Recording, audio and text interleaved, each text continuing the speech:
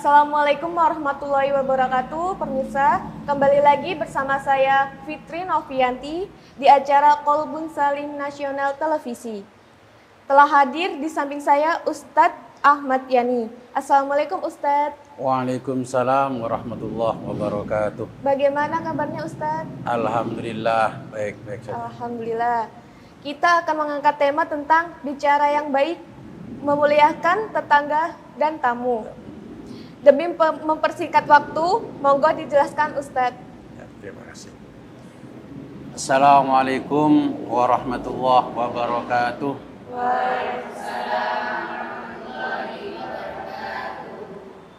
Alhamdulillah haqqa hamdih wa syukran lillah haqqa syukrih.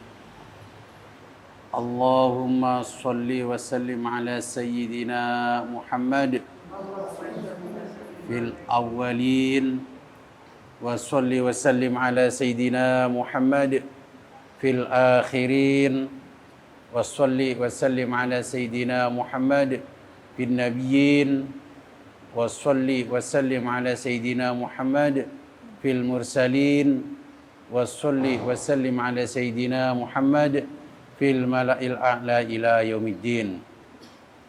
Para pemirsa, pemerhati kaum muslimin muslimat dimanapun Anda berada, wabil khusus ibu-ibu muslimat dan fatayat ya yang sudah hadir remas remaja masjid Sunan Giri yang sudah hadir di masjid ini, yang terhormat dan yang kami hormati, yang mulia dan yang kami muliakan. Pertama, marilah kita memanjatkan puji syukur kehadirat Allah Subhanahu wa taala karena berkat rahmat taufik serta hidayahnya kita semua bisa berkumpul di sini masjid dalam keadaan sehat walafiat.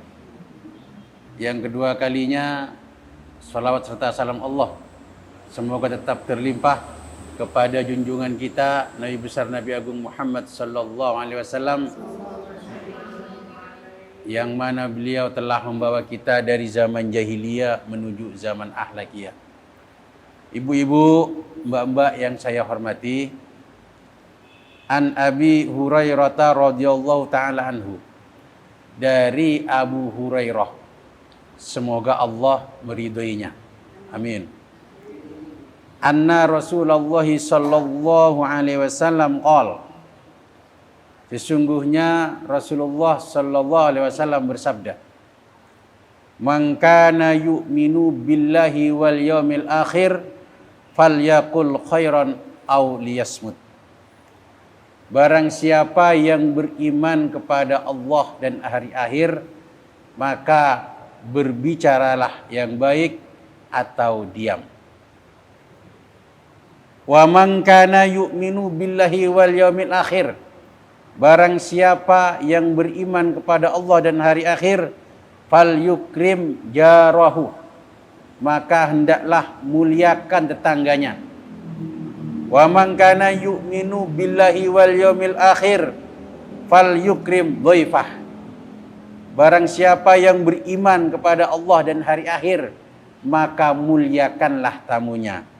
Rawahu al-Bukhari wal Muslim, hadis riwayat Bukhari dan Muslim.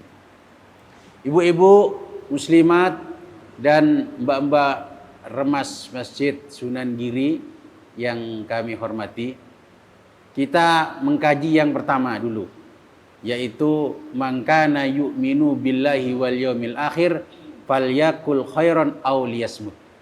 Barang siapa yang beriman pada Allah dan hari akhir, hendaklah berbicara yang baik atau diam. Artinya bagaimana ketika orang tersebut tidak bisa bicara yang baik, ya. Ketika orang tersebut nggak bisa memilih dengan diam, ini bukan berarti dia nggak beriman. Memang berangkatnya barang siapa yang beriman pada Allah dan hari akhir. Ketika nggak bisa melakukan perkataan yang baik atau diam, ibu-ibu, jangan langsung diklaim orang itu nggak beriman. Ya, Maksud hadis ini barang siapa yang beriman kepada Allah dan hari akhir, maksudnya adalah barang siapa yang ingin imannya sempurna. Ya. Barang siapa yang ingin imannya sempurna pada Allah dan hari akhir, hendaklah berkata yang baik atau diam. Jadi jangan sampai langsung dianggap, oh kalau dia nggak bisa bicara yang baik, kalau dia nggak bisa diem, ya berarti dia nggak beriman dong pada Allah. Berarti dia nggak beriman dong pada hari akhir. Ini tidak dibenarkan. Karena maksud hadis ini bukan menafikan keimanan, tidak. Tapi sempurnanya. Yang ingin imannya sempurna. Kalau langsung diklaim nggak beriman, ini radikal ini. Ekstrim ini. Ya. Keras ini ya. Artinya kalau iman kita ingin sempurna, maka berbicara yang baik. Lah bicara yang baik itu bagaimana sih? Bicara yang mengandung pahala. Jadi bicara yang baik itu bukan harus bernyanyi, Bu. Kan gitu ya.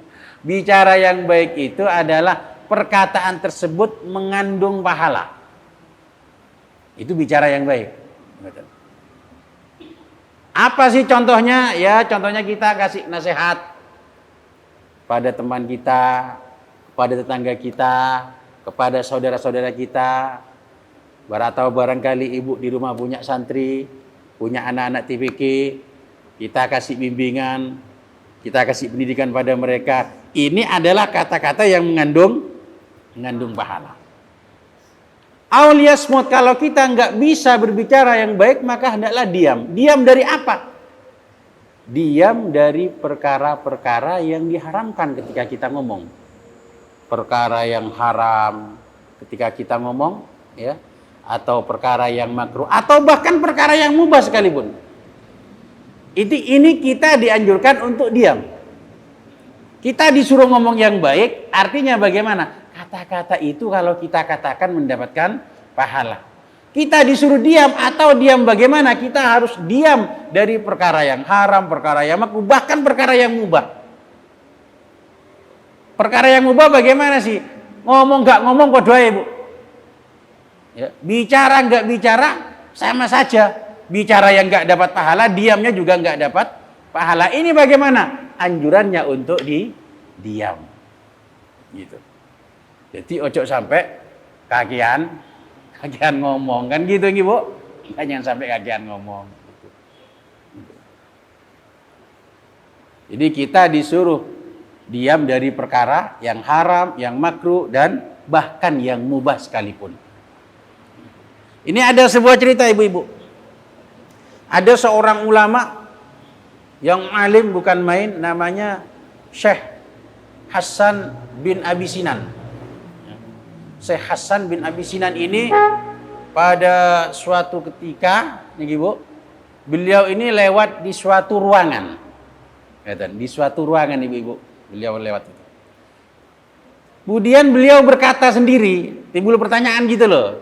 Dawe ngeten dari Mbah Hasan bin Habib Hasan Syekh Hasan bin Abi Sinan itu tadi, mata bunyat hadihi. Kapan bangunan ini dibangun? Gitu. Jadi cara ibu-ibu misalnya nggih, ibu-ibu lewat teng dalan moro-moro ada musola misalnya katakanlah. Ibu-ibu sanjang, kapan dibangun musola iki? Ngoten. Lah ini gue Syekh Hasan bin Abi Sinan ruangan, ada lewat di suatu ruangan. Kapan dibangun ruangan ini? Akhirnya Syekh Hasan bin Abi Sinan ini sadar. Apa maksudnya berkata itu tadi? Tujuannya ngomong itu apa? Ngoten. Kapan bangunan ini dibangun? Apa sih maksudnya ngomong ini apa? Kan nggak ada artinya. Pertanyaannya kan nggak ada artinya. Apa manfaatnya ibu-ibu? Menanyakan bangunan ini kan nggak ada manfaatnya. Gitu? Ibu-ibu misalnya, kapan sih Masjid Sunan Giri ini dibangun? Kan nggak ada manfaatnya. Tanya semacam itu. Syekh Abi Sinan itu, Syekh Hasan bin Abi Sinan sadar. Ternyata dia ngomong sesuatu yang tidak ada manfaatnya. Bukan dilarang ini ibu-ibu, bukan dilarang. Akhirnya bagaimana? Syekh Hasan bin Abi Sinan ini langsung mensangsi, Mengsanksi artinya menghukum dirinya, ibu-ibu. Dihukum dirinya. Kamu telah berkata sesuatu yang tidak ada manfaatnya. Maka akan aku sanksi kamu. Dirinya disanksi. Disanksi bagaimana? Melakukan puasa 1 tahun. Gara-gara apa? Gara-gara ngomong perkara yang gak ada gunanya. Keceplosan. Ya, keceplosan ibu-ibu. Keceplosan. Akhirnya, aku lah ngomong perkara sing gak enak gunanya nih. Gitu. Terus ngono tak sanksi aku. Karena ngomong gak enak gunanya. Tak sanksi melakukan puasa sunnah setahun. Dan beliau melakukannya ibu-ibu. Ini padahal perkara yang mubah, ya, perkara yang di situ, ya Allah, perkara yang kita mengatakan itu nggak ada gunanya, ya nggak berdosa. Sekarang pertanyaannya ibu-ibu, bagaimana kalau kita kadang menggunjing tetangga punya mobil baru kita gunjing, itu yul iku misalnya kan gitu, ya. Tetangga nih duwe kalung apik, diomongi sehingga apik, dicurigai, difitnah dan lain sebagainya. Ini jelas tidak diperbolehkan ngomong semacam ini. Padahal anjuran kita, perkara yang mubah kita harus diam ibu-ibu. Harus diam. Oke ibu-ibu, nanti untuk selanjutnya masalah kita memuliakan tetangga akan saya terangkan pada segmen berikutnya. Waktu saya kembalikan. Baik pemirsa, kita akan melanjutkan setelah jeda pariwara berikut ini.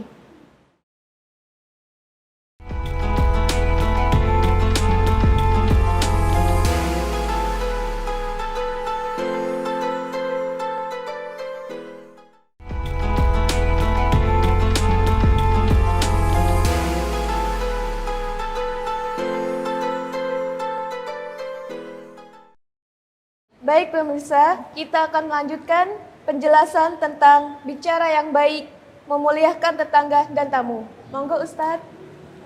Terima kasih waktunya. Pemirsa pemerhati Qalbun Salim NTV dimanapun Anda berada, wabil khusus ibu-ibu muslimat dan remas Masjid Sunan Giri yang terhormat dan yang kami hormati.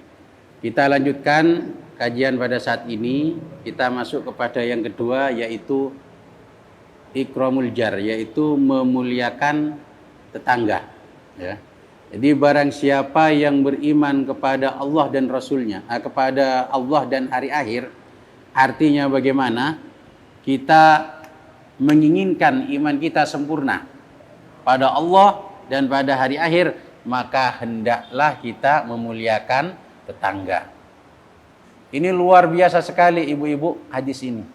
Jadi tetangga itu sudah dititipkan oleh Rasulullah yang melalui hadisnya, gitu. Dititipkan oleh Rasulullah tetangga.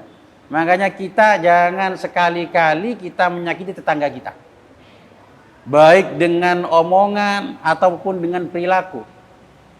Jangan sekali-kali kita menyakitinya.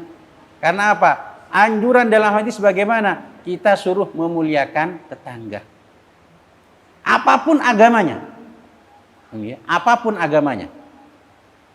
Bukan berarti harus tetangga sesama Islam. Tidak. Tapi apapun agamanya. Kita harus memuliakan tetangga kita. Kenapa? Karena begini ibu-ibu. Ketika ibu-ibu sibuk, yang repot duluan siapa kira-kira? Tetangga.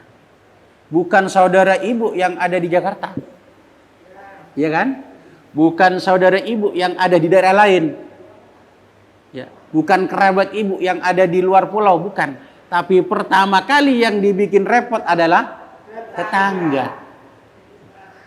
Ketika meninggal dunia, tetangga yang repot. Ketika ibu punya gawe, tetangga yang repot. Ketika ibu nari arisan, tetangga yang repot. Apalagi ketika ibu mantu, tetangga yang repot. Sudah punya mantu ibu-ibu? Belum. Nah ini ada mantu siap ini ya kira-kira. Oke. Jadi begitu. Ibu-ibu, ini ada sebuah cerita. Dulu ada orang yang alim namanya Malik bin Dinar. Malik bin Dinar ini ibu-ibu, ini punya tetangga orang Yahudi. Orang Yahudi itu non-Muslim.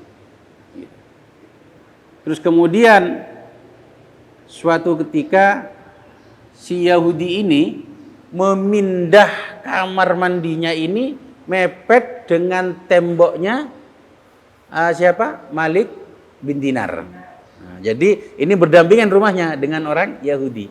Orang non-Muslim ini. Nah, kemudian memindahkan kamar mandinya mepet dengan temboknya Malik bin Dinar. Sementara temboknya Malik bin Dinar ini rusak. Bolong lah katakanlah. Sehingga bagaimana? Air masuk ke dalam rumah Malik bin Dinar ini tadi. Setiap hari semacam itu ibu-ibu. Ibu-ibu kira-kira betah semacam itu? Jadi tonggone adus, banyuni milih tang grione ibu. Betah ibu-ibu?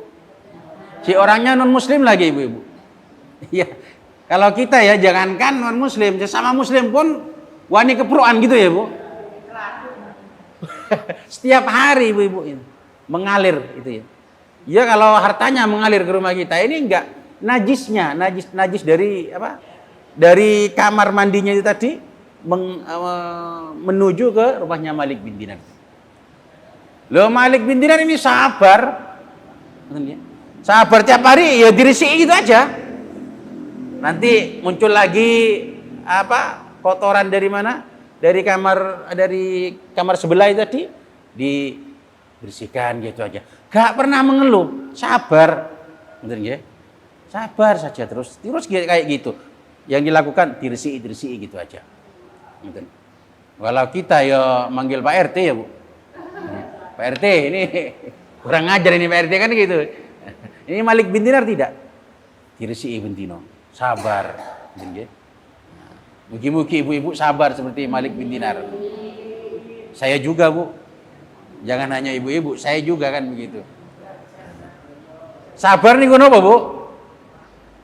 Sabar itu adalah tarkus syakwa min alamil balwa li ghairillah la ilallah.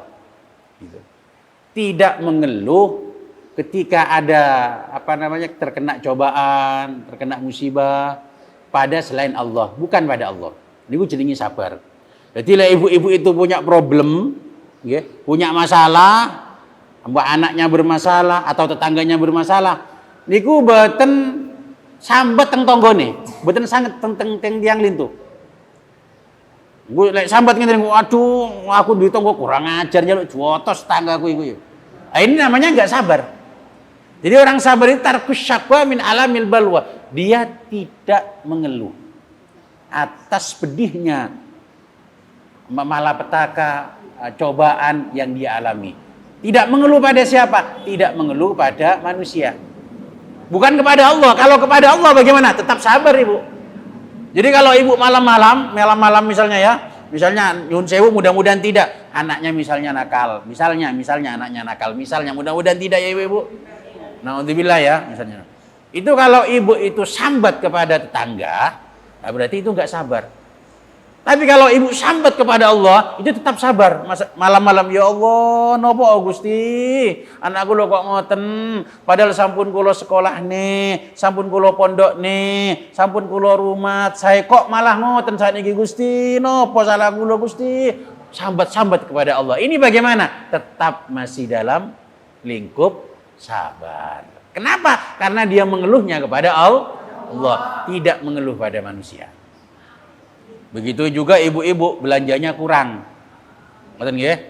Gak mengeluh ning tangga. Aku selung dino gak dibelanjani. Mbuh piye karepe ngono. Cara cik nom aku tak rabi meneh. Nah, ini gak sabar ibu-ibu. Nggih, gak sabar. Sabar itu wis meneng. Ya seperti Malik bin Dinar ini. Ada najis di kamarnya, dirsii ngoten niku. Nah, akhirnya bagaimana? Heran orang Si Yahudi ini heran. Kok ada orang seperti Malik bin Dinar ini? Kok ada orang seperti ini ya? Diloroni bendino, diganggu setiap hari. Ini kok sabar, gak tahu mengeluh. Ini apa sebenarnya ini? Kok sampai segini? Heran. Akhirnya bagaimana? Akhirnya melihat kesabaran daripada Malik bin Dinar ini, ibu-ibu, ya. Akhirnya si siapa ini? Si Yahudi ini masuk Islam. Dan dia masuk Islam. Gara-gara apa? Melihat kesabaran daripada si Syekh Malik bin Dinar ini tadi. Ini luar biasa. Justru orang akan terpesona, akan terkesima dengan akhlak kita. Ya. Jadi dengan dengan halia kita, dengan ya Allah ibu-ibu, dengan perilaku kita yang sumeh baik kepada orang lain, ini akan mengakibatkan orang lain di situ akan mengikuti kita. Beda dengan orang yang sedikit-sedikit mencak-mencak kepada tetangga, sedikit-sedikit mendelik, sedikit-sedikit ngecak jotosan. Ini akan menjauhkan orang ini daripada tetangga-tetangganya. Oleh karena itu kita dianjurkan, kita diperintahkan untuk bagaimana? Untuk memuliakan tetangga. Karena tetangga lah orang yang paling repot ketika kita punya repot. Bukan saudara-saudara kita yang jauh. Saudara kita yang jauh paling ketika Anda punya repot, mari ber sekali. Gini badan? Sepurane aku cik repot aku neng omah cik repot iki sepurane sing akeh. Anakku cik sekolah terus piye iki lek gak mulai aku. Mulai wis bar saudaranya Anda akan pulang. Sing kora-kora, ngoten nggih? Sing resik-resik, sing nulungi jenengan, sing ngancani jenengan bare, ya tetangga. Makanya sangat betul sekali bagaimana sangat kita dianjurkan sekali untuk memuliakan tetangga. Caranya dengan bagaimana? Ya dengan wajah kita yang berseri-seri. Ojo kecut, sumih ning tonggo. Mboten nggih? Masih sampean tingkat ekonominya lebih tinggi. Kadang itu tiang niku lek napa jenenge lek wis ekonominya berubah, misalnya sadurunge iku rada melarat. Mboten nggih? Kok rada sugih sithik, biasane niku berubah, biasane. Tapi ibu-ibu ini enggak, mboten nggih? Nggih. Insyaallah enggak nggih, muslimat enggak nggih? Remasnya juga enggak ya? Ojo kemelinti. Gitu ya. Jangan kemelinti. Harta itu enggak akan dibawa mati gitu kan. Ya. Enggak akan dibawa mati. Yang repot pasti tetangga. Anda sugih kayak apa pasti tetangga yang repot. Kan gitu. Ya dengan wajah yang sume, ya, berseri-seri, perkataan yang baik dan suka membantunya, dia butuh apa kita bantu, kan gitu. Dan kita sabar misalnya dia di situ agak ngeleroni awake dhewe, ya kita sabar paling tidak. Kan ngoten, bersabar nggih. Misalnya diloroni yo rada sabar sithik-sithik kan ngoten nggih, Bu. Ojo langsung mencak-mencak. Ngoten nggih. Ngoten. Dalam mesti emosi. Jangan mendahulukan emosi kan ngoten. Nah, ini jadi kita dianjurkan untuk memuliakan tetangga kita. Gitu. Kemudian yang ketiga, kita barang siapa yang beriman kepada Allah dan hari akhir, maka hendaklah memuliakan tamunya. Gitu ya.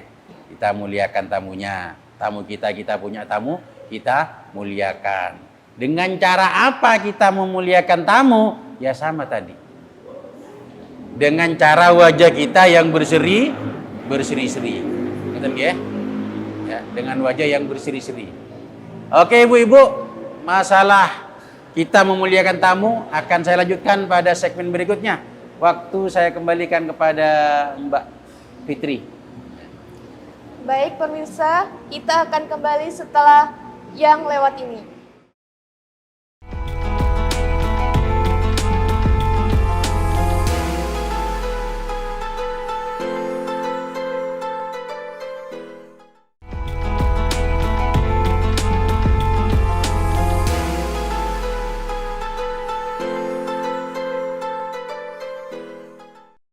Baik pemirsa, kita akan melanjutkan penjelasan tentang bicara yang baik, memuliakan tetangga dan tamu. Monggo Ustadz. Terima kasih waktunya pemirsa, pemerhati Qalbun Salim dimanapun Anda berada, wabil khusus ibu-ibu muslimat dan remaja Masjid Sunan Giri yang terhormat dan yang kami hormati. Mari kita lanjutkan kajian kita. Tadi kita sampai di masalah memuliakan tetangga. Jadi barang siapa yang beriman artinya ingin sempurna imannya pada Allah dan pada hari akhir, maka hendaklah muliakan tamunya. Hendaklah muliakan tamunya sampai ke tamu tadi ya. Maka hendaklah muliakan tamunya. Caranya bagaimana kita memuliakan tamu? Terima tamu tersebut dengan wajah yang berseri-seri. Kita ajak dia berbincang-bincang dengan wajah yang nyaman, dengan omongan yang nyaman. Jangan nyindir-nyindir. Ini anu kan begitu. Sehingga seolah-olah akan mengusir tamu. Jangan sampai seperti itu. Dan kita jangan sampai membeda-bedakan tamu. Baik itu tamunya itu orang kaya ataupun orang miskin, semuanya itu harus dipodo, disamaratakan. Yang kaya dihormati, yang miskin pun juga dihormati. Jangan kita dibeda-bedakan. Kalau yang kaya direpot-repotkan, gitu. Kalau yang miskin dicuekin, ini tidak benar. Ya. Dihormati semuanya, baik non muslim yang datang kepada rumah kita, bertamu kepada kita, kita hormati. Dengan wajah yang berseri-seri, dengan omongan yang baik, bukan omongan yang pedes. Itu. Baik tamunya satu ataupun tamu banyak. Dan itu pun sesuai kemampuan ibu. Sesuai dengan kemampuannya. Artinya bagaimana? Kalau satu sih aman. Tinggal bikin kopi, tinggal bikin teh, aman ya nih ibu. Tapi kalau banyak bagaimana? Sesuai kemampuannya. Jangan nanti tamunya banyak kemudian kita sepedanya didol, kayak ngormat tamu. Iya jangan. Sesuai dengan kemampuan kita. Mampunya dengan kopi, ya silahkan kita hormati dengan kopi. Mampunya dengan teh, silahkan keluarkan tehnya. Jangan diada-adakan yang tidak ada, justru diada-adakan. Jangan. Sudahlah, semampu kita. Jangan dibikin-bikin, ya. Jangan dibikin-bikin. Jangan terlalu kita memaksakan kehendak. Jangan. Yang penting kita itu tamu itu bukan masalah suguhan kan, Bu? Tapi bagaimana kita menerimanya. Sekarang walaupun disuguhi sate, ya, disuguhi makanan yang enak, tapi ibu kan, ya nggak nyaman dia. Makanan itu nomor 27. Yang penting sikap kita bagaimana kepada tamu. Monggo sume pripun kabare, ngeten niku ya. Nah itu. Ngeten niku. Jadi kita harus memuliakan tamu kita. Baik tamu itu orang miskin ataupun orang kaya. Baik masyarakat biasa ataupun pejabat. Baik tamu itu sendirian atau banyak. Semuanya kita hormati tamu kita. Kita muliakan tamu kita. Oke ibu-ibu, mungkin dari sini dulu. Barangkali ibu-ibu ada yang mau ditanyakan. Monggo, seputar berbicara yang baik, seputar menghormati tetangga, seputar menghormati tamu. Monggo, barangkali ada yang ditanyakan, silahkan ibu-ibu. Ada ibu ya. Assalamualaikum warahmatullahi wabarakatuh. Waalaikumsalam warahmatullahi wabarakatuh. Perkenalkan, nama saya Ibu Rosidata dari Muslimat Ranting Sumber Baru. Muslimat Ranting Sumber Baru ya? Ya. Ibu Rosida Muslimat Ranting Sumber Baru. Sumber Baru, Kecamatan Singojuru. Kecamatan Singojuru, ya. Ya silakan ibu. Yang mau saya tanyakan, ini kan mau bulan puasa. Iya betul ibu. Seandainya ada tamu yang non muslim bertamu ke rumah saya, Ya. kan mestinya saya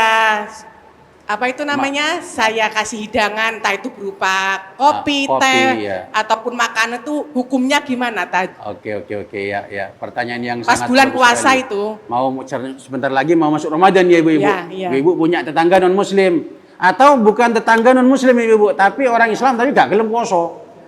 Ya, Ya mungkin kan? wanita biasanya kan menstruasi. Atau wanita menstruasi. Ya. Atau ya tamu parah itu tadi, ada tamu yang parah kan. Dia orang Islam tapi nggak mau puasa, kan ada juga itu Bu. Bertamu ke ibu, apakah harus disuguhi kopi? Tentat kalau nggak puasa itu. Nah, iya. Ya misalnya Bu, misalnya. Ya. Gitu ya Bu? Ya. Oke, barangkali ada lagi, silakan. Tadi dari Ibu Rosida, Muslimat NU Ranting Sumber Baru, Kecamatan Singonjuru.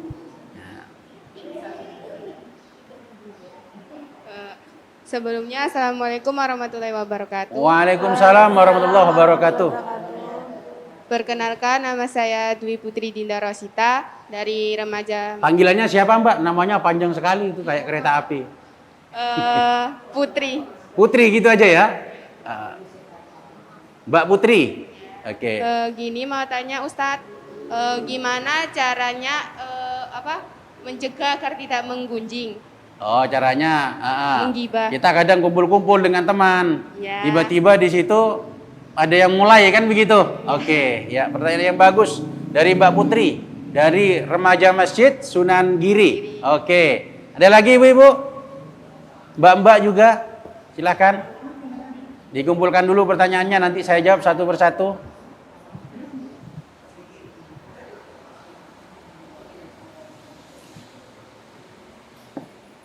Assalamualaikum warahmatullahi wabarakatuh. Waalaikumsalam warahmatullahi wabarakatuh. Perkenalkan, saya Nuroniyah dari Ranting Kemiri.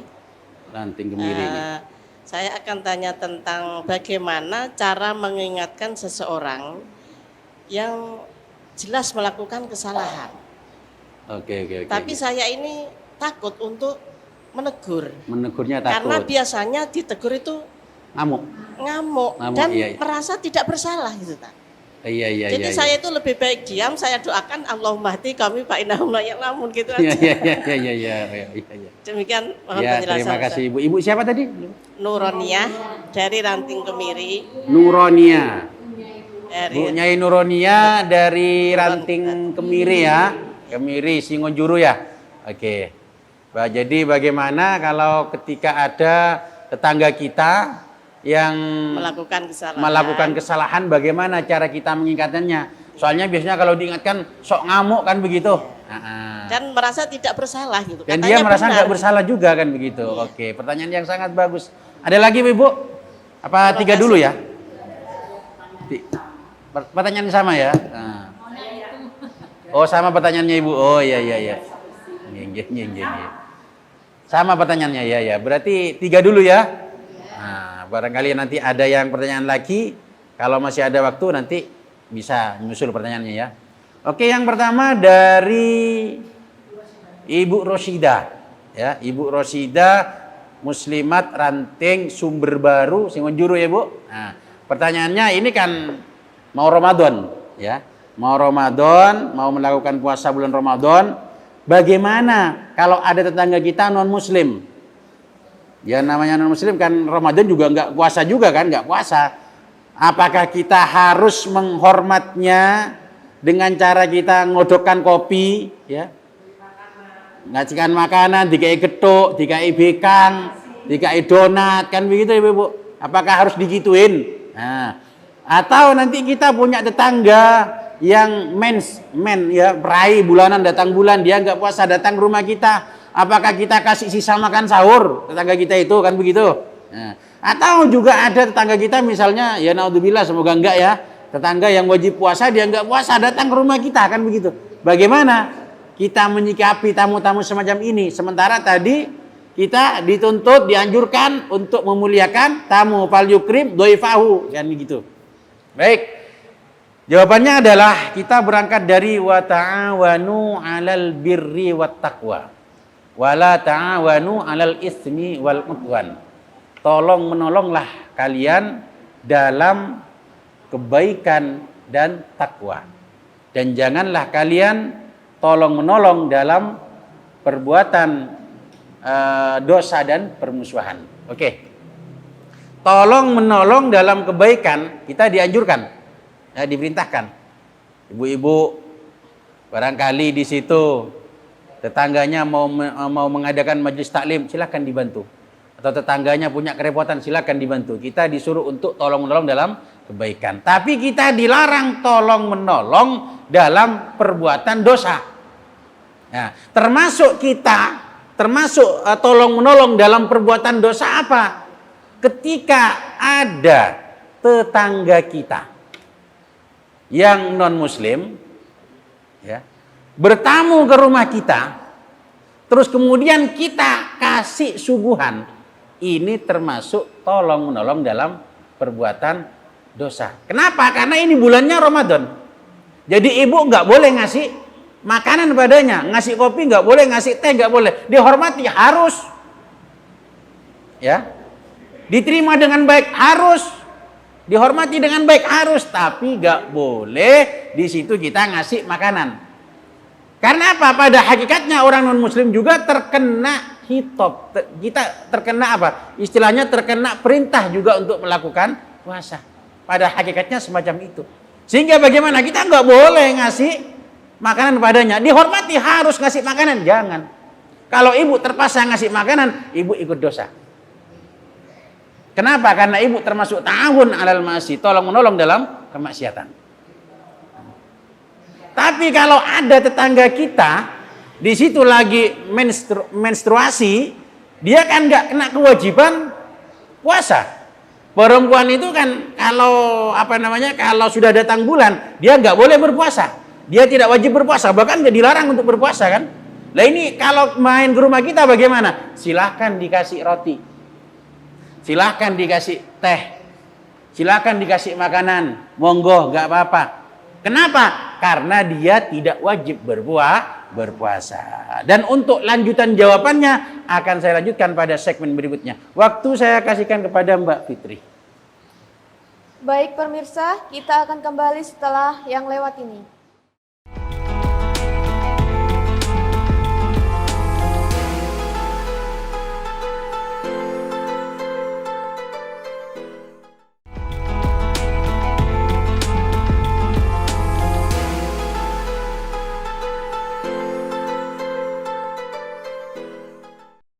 Baik pemirsa, kita akan melanjutkan penjelasan tentang bicara yang baik, memuliakan tetangga dan tamu. Monggo Ustadz. Terima kasih waktunya. Pemirsa, pemerhati Kolbun Salim dimanapun Anda berada, wabil khusus ibu-ibu muslimat NU Singonjuru dan mbak-mbak remas Masjid Sunan Giri yang terhormat dan yang kami hormati. Saya lanjutkan pembahasan tadi. Jadi ketika ada seseorang yang menstruasi, dia kan nggak wajib untuk berpuasa. Ketika dia nggak wajib berpuasa, maka kita ngasih makanan kepadanya, dimakan di siang hari itu tadi. Ini siang hari loh ya. Kalau malam hari nggak dibahas, karena puasa itu siang hari. Ini bagaimana? Ini tidak apa-apa. Dan itu pun juga berlaku untuk orang musafir. Ada seorang musafir, orang yang bepergian, mungkin ibu punya saudara yang ada di Surabaya lagi mengadakan bepergian, mampir di Banyuwangi misalnya, kemudian mampir di Sumber Baru, ya. Ini bagaimana? Dia kan nggak wajib berpuasa karena statusnya musafir. Ini bagaimana? Boleh kita ngasih makan padanya, karena dengan dia makan dia tidak maksiat. Ya. Tapi berbeda nanti kalau ada tetangga kita yang wajib melakukan puasa. Tetangga kita ada yang wajib untuk melakukan puasa, sementara dia nggak puasa, padahal wajib untuk berpuasa dia nggak berpuasa. Datang ke rumah Anda, bertamu ke rumah Anda, silakan dihormati, tapi jangan sekali-kali dikasih teh, jangankan teh, air putih pun jangan. Kenapa? Ketika ibu ngasih air padanya, ngasih teh padanya, ngasih makanan padanya, ibu termasuk ta'awun 'alal ma'asi, tolong menolong dalam kemaksiatan. Karena dengan dia makan di siang hari, berarti kan maksiat ini. Ibu tolong menolong dalam kemaksiatan. Ini tidak diperbolehkan. Ibu walaupun berpuasa dapat dosa juga. Gak boleh ibu mengatakan, wah amal-amal dewe. Jangan. Jangan, gak boleh mengatakan amal-amal dewe. Orang itu makan gara-gara ibu. Orang itu minum gara-gara ibu. Padahal dia wajib berpuasa. Nah ini ibu berdosa. Sehingga bagaimana? Kalau ada orang yang semacam ini, tidak boleh dikasih makan, dihormati, iya. Beda dengan orang yang menstruasi tadi. Atau anak kecil. Anaknya kecil belum wajib untuk berpuasa. Silakan dikasih makanan, nggak ada masalah. Gitu ya. Ini pun juga berlaku tidak hanya menerima tamu, tapi berlaku bagi ibu-ibu yang punya toko. Ya. Ibu punya toko, punya warung lah atau punya toko. Ya. Punya warung, ada orang mau beli mie. Ya. Sementara tetangga Anda nggak berpuasa. Ibu punya dugaan kuat, dia beli mie kepada saya, beli super mie, beli mie sedap, beli apa katakanlah. Ibu yakin atau punya dugaan kuat, mie itu akan dimakan di siang hari. Ibu yang menjual mie kepada orang ini yang nggak berpuasa dan ibu punya dugaan mie ini akan dimakan di siang hari, ibu juga berdosa. Jual belinya sah tapi ibu berdosa. Karena apa? Termasuk ta'awun 'alal ma'asi, tolong menolong dalam kemaksiatan. Ini melayani orang ini, ngasih fasilitas kepada orang ini. Tapi kalau ibu punya keyakinan orang itu beli mie, dia wajib berpuasa, tapi dia nggak puasa. Tapi biasanya kalau dia beli mie, punya dugaan kuat ya, nanti akan dimakan di malam hari. Bagaimana? Boleh. Boleh untuk dimakan di malam hari boleh. Ya sama saja tergantung dugaan. Ibu punya dugaan kuat nggak? Jadi misalnya ibu punya ya, kemudian banyak orang yang berkunjung di situ membeli makanan. Kalau pakaian nggak ada, kalau bukan makanan nggak jadi pembahasan kan Bu. Beli makanan, beli roti. Ibu punya dugaan kuat. Oh, dia akan dimakan di siang hari. Ya, dia akan memakannya di siang hari. Ibu juga berdosa. Yang punya juga berdosa. Karena apa? Ta'awun 'alal ma'asi. Tolong menolong dalam kemaksiatan. Apalagi yang punya warung. Ya, punya warung bakso, punya warung apa? Nasi, punya warung rojak soto, punya warung apa lagi? Sego tempong, sego kaplok, sego ampleng kan gitu. Ini bagaimana? Anda buka di siang hari, ada orang yang masuk ke situ dan orang itu orang yang wajib berpuasa dan ibu tahu.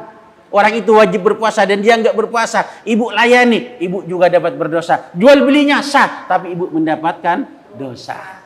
Tapi kalau yang beli orang yang haid, nggak ada masalah. Ya, nggak ada masalah. Kenapa? Orang yang haid tidak wajib untuk berpuasa. Intinya bagaimana? Ibu-ibu, silahkan kalau ada tamu dihormati silahkan. Tapi kalau masalah menyuguhi, lihat-lihat dulu. Dia wajib berpuasa apa tidak? Kalau dia wajib berpuasa, sementara dia tidak berpuasa, nggak boleh disuguhi. Kalau dia nggak berpuasa, sementara dia punya udzur seperti orang yang haid, silakan disuguhi, nggak masalah. Begitu juga warung. Warung di bulan Ramadan nggak harus tutup, silakan dibuka. Tapi dengan catatan bagaimana? Dengan catatan Anda harus yakin yang membeli itu adalah orang-orang yang tidak wajib berpuasa. Seperti siapa? Musafir. Misalnya Anda punya warung di terminal tempatnya musafir. Ya.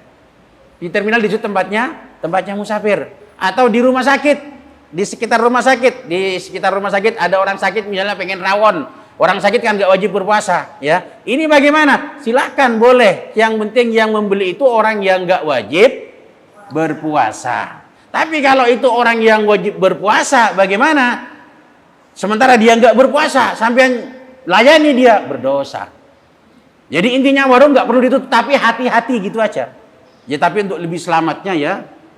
Ya tutup dulu untuk lebih selamatnya. Tapi kalau terpaksa dibuka silahkan. Tapi hati-hati yang beli itu siapa? Ngerti nggih? Boleh silakan dibuka. Boleh gitu. Tapi hati-hati yang sampean layani itu siapa? Nah, karena ketika kita melayani nanti dia wajib berpuasa, kita masuk kategori tolong menolong dalam kemaksiatan. Begitu juga ibu-ibu punya toko kain. Ya. Di situ ada baju yang segini.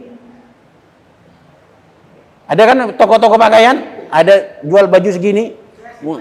Segini lagi. Kalau ibu yakin ada seorang cewek, ada remas masjid misalnya ya, mudah-mudahan tidak, ya, membeli dan itu akan dipakai di luar rumah. Celana yang segini, berarti ibu apa? Ibu jual belinya sah, jual beli baju sah, tapi mendapatkan dosa. Karena apa? Ibu mengasih fasilitas kepada orang tersebut untuk berbuat maksiat, yaitu berupa membuka auratnya. Makanya hati-hati ibu-ibu kalau menjual pakaian-pakaian mini kayak gitu. Kalau ibu-ibu muslimat yang membeli pakaian mini tersebut, sementara kita yakin, kita punya dugaan kuat bahwa pakaian tersebut nggak akan dipakai di luar rumah, tapi dipakai di dalam rumah agar suami lebih enjoy, lebih mesra, lebih hot, bagaimana? Bagus. Silahkan dijual pada itu. Iya. Gitu ya ibu. Gitu. Makanya hati-hati kalau berbau kemaksiatan, hati-hati. Atau ibu-ibu menjual jamu kuat misalnya ya. Saya misalnya, biasanya cowok yang jual jamu kuat itu. Saya menjual jamu kuat, yang beli jamu kuat itu untuk orang yang mau melakukan berzinahan. Orang yang senang jajan kayak gitu. Saya tahu kalau itu mau jajan, saya juali jamu tersebut, saya juga dapat dosa. Iya kan? Iya, saya dapat dosa. Kenapa? Saya termasuk orang yang tolong menolong dalam kemaksiatan. Saya ikut andil dalam kemaksiatan. Naudzubillah, summa naudzubillah min dzalik. Jadi intinya begitu, bisa disimpulkan ya Ibu? Nah, jadi kita kalau ada tamu di siang hari di bulan Ramadan ke rumah kita, tetap dihormati. Adapun masalah ngasih makanan, lihat-lihat dulu dia wajib berpuasa tidak. Kalau ternyata wajib dia nggak berpuasa, maka tidak boleh. Gitu ya Bu? Oke. Selanjutnya tadi dari Mbak Remas, Mbak Putri ya. Pertanyaannya bagaimana agar kita terhindar dari ghibah ya, menggunjing, ya, ngerasani tadi ya, agar kita tidak masuk kategori orang yang ngerasani tonggo. Ini bagaimana cara mencegahnya? Cara mencegahnya kita harus ingat itu dosa. Ya, itu dosa. Kenapa? Ketika kita mau menggunjing, ingat dosanya. Kalau ibu bersalah kepada Allah, mbak-mbak bersalah kepada Allah, itu urusannya nggak ribet. Tinggal kita beristighfar, tinggal kita bertobat, Allah insya Allah ngampuni dosa kita. Tapi kalau kita pernah ngerasani tonggo, gitu, Allah nggak ngampuni kalau tonggo tersebut belum memaafkan. Caranya minta maafnya bagaimana? Caranya minta maaf, ya disebutkan Bu Sri, Bu To, Bu Yul, dan lain sebagainya. Bu Rosida, ngapuntene, kulo nate ngrasani jenengan ngeten. Disebutkan. Baru kalau Bu Rosida ngampuni kita, baru dosanya dihapus oleh Allah. Oh, ya nggak harus berjabatan tangan sih. Pokoknya keluar maaf dari sana. Tapi Ustadz, kalau disebutkan ngunjingnya begini, pasti Bu Rosida ngamuk pada saya. Ini bagaimana? Kalau ngamuk maka nggak usah disebutkan. Cukup Bu Rosida, kulo nate ngrasani jenengan, ngapunten ingkang kathah nggih, sami-sami, wis beres. Kosong, ngeten nggih. Nah, jadi ingat dosanya. Kalau kita ingat dosanya, Mbak, kalau kita ingat dosanya ghibah itu sangat ribet, ngerasani itu prosesnya ribet untuk kita lepas dari dosanya, insya Allah kita akan tercegah dari itu. Dan ketika kumpul-kumpul ndang nyingkrio, misalnya kita kumpul-kumpul, iki pasti ngerasani gue wis, ndang alio, ya, ndang alio. Dan kita harus punya keyakinan kuat, Allah Maha mendengar, Allah Maha mengetahui. Kalau sudah tertanam kayak gitu, maka insya Allah kita akan tercegah untuk melakukan yang seperti itu. Kemudian yang selanjutnya dari Ibu Nyai tadi, masalah orang tetangga kita melakukan kesalahan. Bagaimana sikap kita? Soalnya ketika dia melakukan kesalahan biasanya merasa benar. Kalau dia diingatin, dia akan ngamuk pada kita.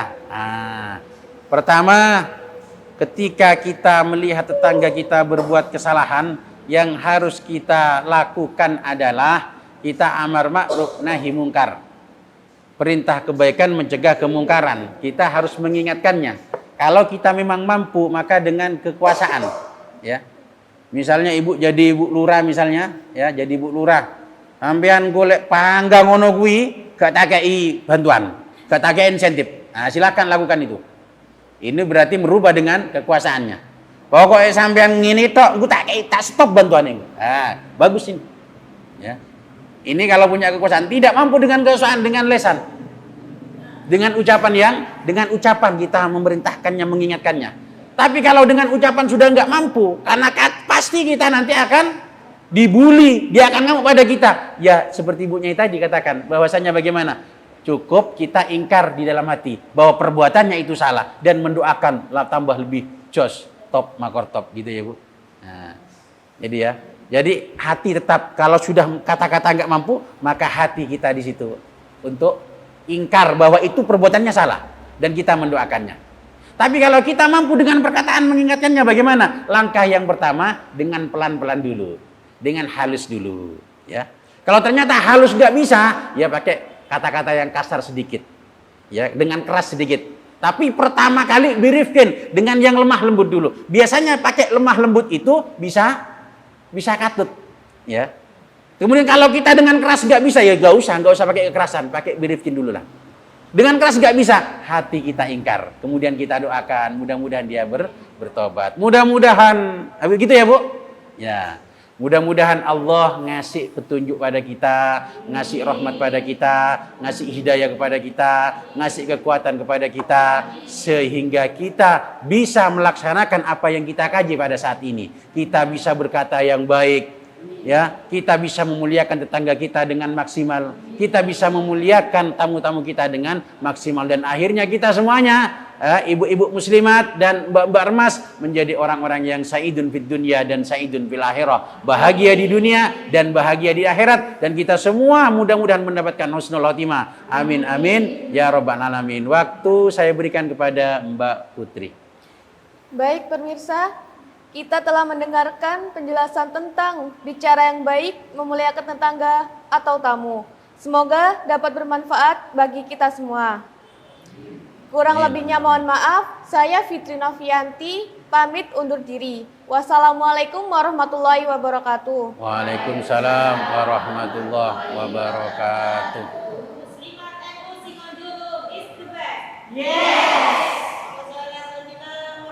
Allahumma sholli alaihi